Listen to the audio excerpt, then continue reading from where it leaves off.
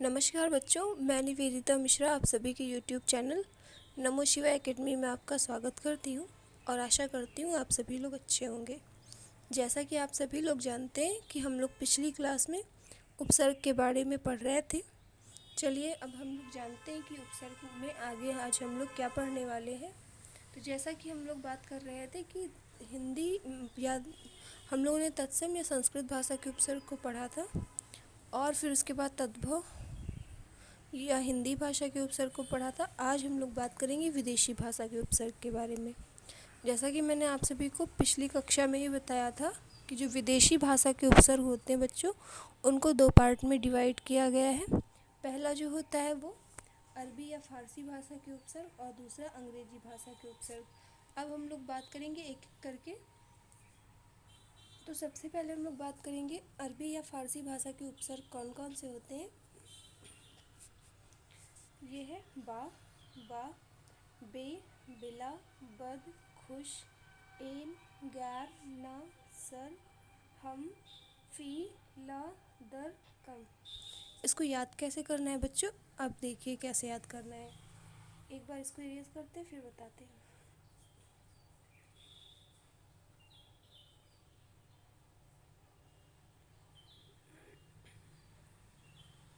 इसको याद करना है ऐसे, बा, बे, बिला, बद, खुश, एन, गैर, ना, सर, हम, फी, ला, दर, कम।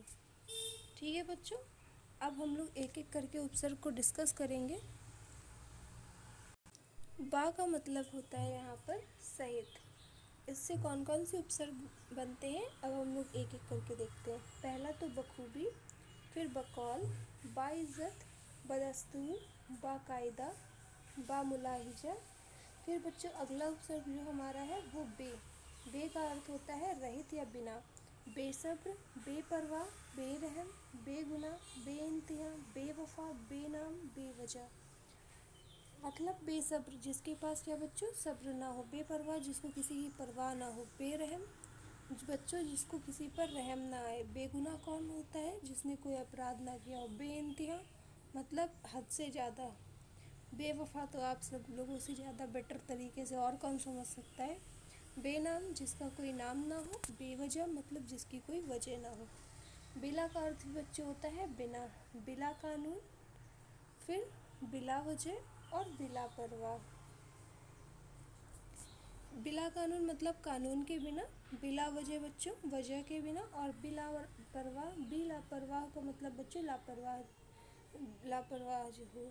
बद का अर्थ होता है बच्चों बुरा, बदतमीज, बदनसीब, बदहाल, बदबू, बदकिस्मत और बदमिजाज।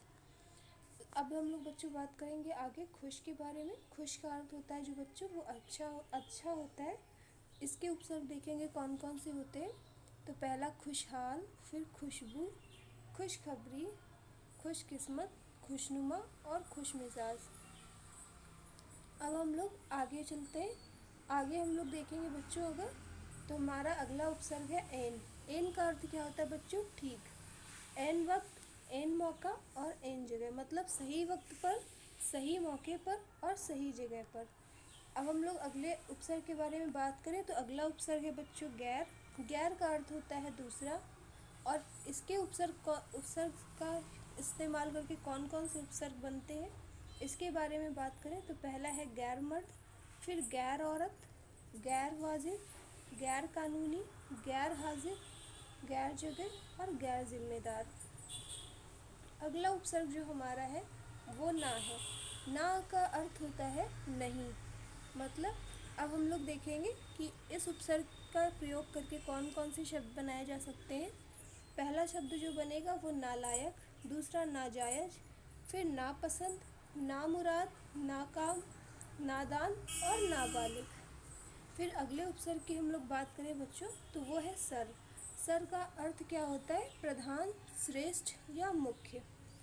फिर इसका देखेंगे इस उपसर्ग का प्रयोग करके हम लोग कौन कौन से शब्द बना सकते हैं बच्चों। तो पहला जो बनेगा वो सरकार, दूसरा सरदार, सरपंच, सरहद और सरताज। अगले उपसर्ग की हम लोग बात करें बच्चों तो वो है हम, और हम का अर्थ होता है समान। हम शक्ल मतलब जिसकी शक्लें समान हो। हम राह जिसके रास्ते समान हो। हम वतन जिसके वतन मतलब देश एक ही हो। हम दर्द जिसके दर्द समान हो। हम सफ़र जिसका सफ़र समान हो। हम जोली जो हमारी उम्र का हो बच्चों, और हम उम्र भी उसी को कहते हैं जो हमारी उम्र का हो। अगर हम लोग अगले उपसर्ग की बात करें बच्चों, तो वो है फ़ी। फ़ी का अर्थ होता है बच्चों अरबी भाषा में प्रत्येक।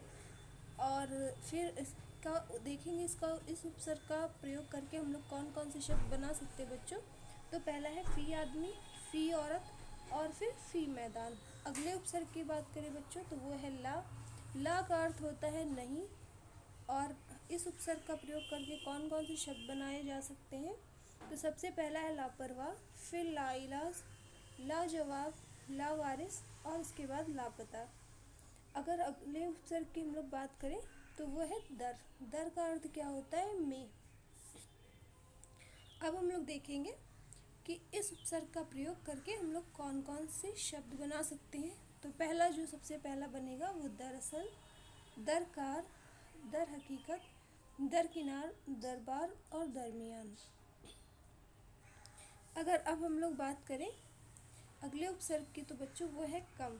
कम का अर्थ सब लोग जानते हैं कि थोड़ा या छोटा होता है। थोड़ा या छोटा होता है। इस उपसर्ग का प्रयोग करके कौन कौन से शब्द बनाए जा सकते हैं, अगर हम उसके बारे में बात करें, तो सबसे पहला शब्द जो बनेगा वो कम उम्र बनेगा। उसके बाद कम सिन, फिर कम वक्त, कमज़ोर और कम अक्ल। अब हम लोग बात करेंगे बच्चों अंग्रेजी भाषा के उपसर्ग कौन कौन से होते हैं। तो अंग्रेजी भाषा के उपसर्ग जैसे कि आप सभी लोग देख रहे हैं, सबसे पहले हाफ, फिर हेड, डिप्टी, चीफ, वाइस और सब जनरल होते हैं। इन्हीं उपसर्गों का प्रयोग करके हम लोग नए नए शब्द बना सकते हैं। तो हम लोग देखेंगे कि हम लोग इन उपसर्गों का प्रयोग करके कौन कौन से शब्द बना रहे हैं। तो हम लोग चले बात करें अगर अंग्रेजी भाषा के उपसर्ग के बारे में, तो जैसा कि मैं आप सभी लोगों को बता चुकी हूँ कि half, head, deputy, chief, vice और सब जनरल है। तो सबसे पहले हम लोग हाफ उपसर्ग के बारे में जानते हैं। तो हाफ का अर्थ होता है बच्चों आधा। आधा, हाफ माइंड जिसका कम दिमाग हो या आधा दिमाग हो। हाफ शर्ट आप लोग जानते हैं जो आधी शर्ट पहनता हो। हाफ पैंट आप लोग जानते हैं, हाफ डे भी आप लोग जानते हैं आधे दिन पे जब छुट्टी हो जाती है। हेड का अर्थ होता है बच्चों मुख्य, हेड मास्टर, हेड क्लर्क और हेड कांस्टेबल और हेड ऑफिस आदि। आगे हम लोग बात करेंगे अगर डिप्टी के बारे में, तो डिप्टी का अर्थ होता है सहायक या उप। अगर हम लोग इस उपसर्ग का प्रयोग करके कौन कौन से शब्द बनते हैं इस पर बात करें, तो पहला बनेगा डिप्टी कलेक्टर, फिर deputy secretary, deputy chief minister और बच्चों डिप्टी कमिश्नर। अगर हम लोग बात करें बच्चों चीफ के बारे में, तो चीफ का भी अर्थ होता है मुख्य। Chief manager, chief engineer, chief guest, chief minister. जैसा कि आप सभी लोग जानते हैं चीफ मिनिस्टर क्या होता है, मुख्यमंत्री। और हमारे देश के कौन है, श्री आदित्यनाथ योगी। उम्मीद करती हूँ आप सभी लोगों को पता होगा हमारे उत्तर प्रदेश के कौन चीफ मिनिस्टर है, आदित्यनाथ योगी। फिर हम लोग बात करेंगे वाइस के बारे में, तो वाइस का अर्थ होता है उप।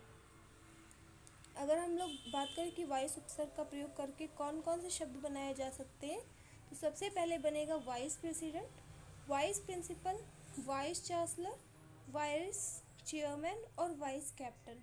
अगर अब हम लोग बात करें अगले उपसर्ग के बारे में, तो वो है सब। सब का अर्थ होता है बच्चों उप। उपसर्ग अब हम लोग बात करेंगे कि सब उपसर्ग का प्रयोग करके कौन कौन से नए नए शब्द बनाए जा सकते हैं। तो पहला शब्द जो बच्चों बनेगा सब इंस्पेक्टर, सब रजिस्ट्रार, सब कमेटी और सबसेट और सब मजिस्ट्रेट, जैसा कि आप सभी लोग जानते हैं। उसके बाद हम लोग बच्चों बात करेंगे जनरल। जनरल का अर्थ जो होता है वो सामान्य होता है। और इस उपसर्ग का प्रयोग करके हम लोग बना सकते हैं जनरल मैनेजर शब्द, general store, general secretary, general caste, general category और जनरल नॉलेज। बच्चों ये सब अंग्रेजी भाषा के उपसर्ग हैं। आप लोग आसानी से समझ सकते हैं कि अंग्रेजी भाषा के उपसर्ग और फारसी भाषा के उपसर्गों में कौन सा अंतर है। इसमें तो मेरे हिसाब से आपको कोई कन्फ्यूज़न नहीं हो रही होगी। हाँ, बस थोड़े तत्सम और तद्भव भाषा के उपसर्गों में आप लोगों को कठिनाई हो सकती है। अगला उपसर्ग जो है वो हमारा असिस्टेंट है, और असिस्टेंट का अर्थ होता है बच्चों सहायता करना, ये सहायता करने वाला। पहला उपशब्द जो होगा असिस्टेंट मैनेजर, असिस्टेंट ऑफिसर और असिस्टेंट प्रोफेसर, असिस्टेंट टीचर। या ये हम लोगों के अंग्रेजी भाषा के उपसर्ग बच्चों यहाँ पर ख़त्म हो जाते हैं। और उम्मीद करती हूँ कि आप सभी लोगों को उपसर्ग चैप्टर बहुत अच्छे से समझ में आ गया होगा। अगर हम लोग बात करें कि संस्कृत या तत्सम भाषा के उपसर्ग कितने थे बच्चों, तो वो 22 थे। कैसे कैसे याद कराया था, आशा करती हूँ कि आप सभी लोगों को याद होंगे अच्छे से। फिर हम लोगों ने पढ़ा था तद्भव भाषा के उपसर्ग, वो भी आप लोगों को याद होंगे। आज हम लोगों ने पढ़ा है अंग्रेजी भाषा के उपसर्ग, जिसके 2 पार्ट हैं। पहला हम लोगों ने आज पढ़ा है विदेशी भाषा के उपसर्ग, जिसके 2 पार्ट हैं। पहला अरबी या फारसी भाषा के उपसर्ग और दूसरा जो है अंग्रेजी भाषा के उपसर्ग। तो बच्चों अरबी या फारसी से ही आपको पता चल रहा है, कुछ उर्दू वर्ड होंगे उन्हीं से रिलेटेड है, उसमें अरबी से। अरबी या फारसी भाषा के उपसर्ग में और अंग्रेजी भाषा के उपसर्ग में आप मतलब थोड़ा सा भी दिमाग यूज़ किए बिना ही डिफरेंस कर ले जाएंगे, ये मैं आराम से बोल सकती हूँ। अब हम लोग बात करेंगे बच्चों कि आज हम लोग थोड़े क्वेश्चंस प्रैक्टिस कर लें। देखिए आप लोग चेक करिए कि आप लोगों को कितना याद हुआ या क्या आप लोगों को समझ में नहीं आया। अगर भी अब भी आप लोगों को कोई भी डाउट है तो आप हमें कमेंट सेक्शन में ज़रूर बताएं, और मैं अपनी पूरी कोशिश करूँगी कि मैं आप सभी लोगों के डाउट को दूर कर सकूँ। तो बच्चों अगर हम लोग बात करें पहले क्वेश्चन की, तो पहला क्वेश्चन है हमारा निम्नलिखित में से किस शब्द में आ उपसर्ग नहीं लगा है। तो बच्चों आ उपसर्ग किस में नहीं लगा है, पहला ऑप्शन अकत, दूसरा ऑप्शन अभेद, तीसरा ऑप्शन अचूक और चौथा ऑप्शन अनुज। तो अगर बच्चों अकत लिखें तो अकत आ और का, आ फिर प्लस का और ता।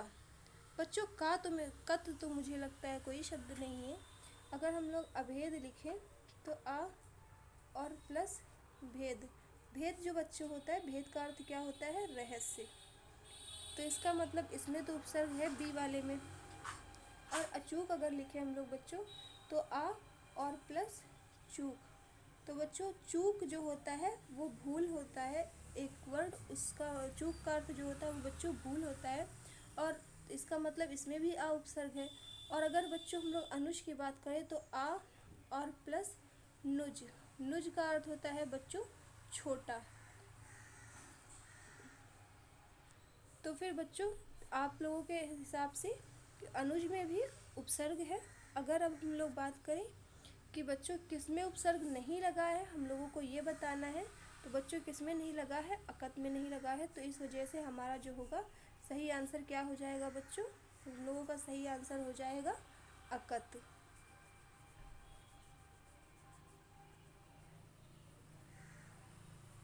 अकत जो होगा उन लोगों का सही आंसर हो जाएगा।